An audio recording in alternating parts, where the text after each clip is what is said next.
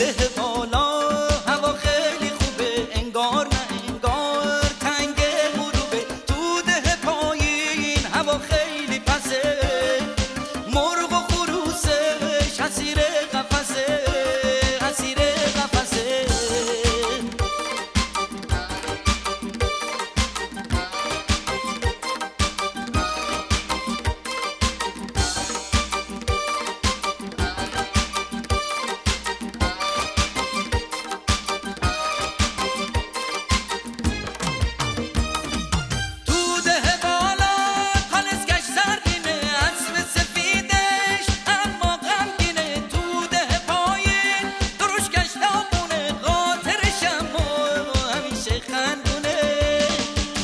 سر بالایی همش گیر میکنه، دروش که چی رو دلگیر میکنه.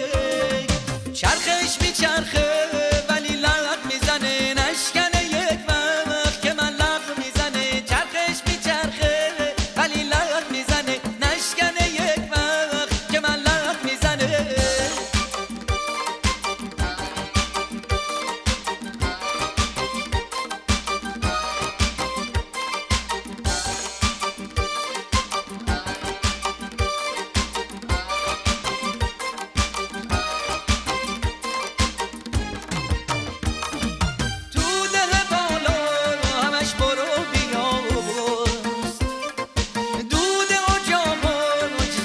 شب هواست ساعت کوکیش تک و تک میکنه،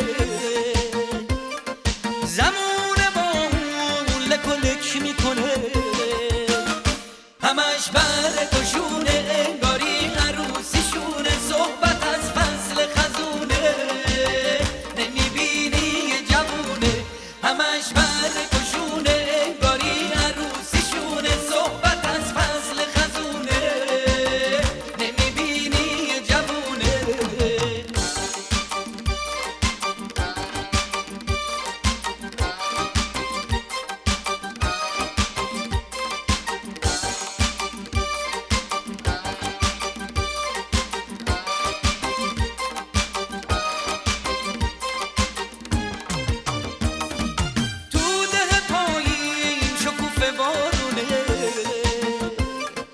هرچی نباشه عشق فراونه. ساعت کوکیش تک و تک میکنه، زمان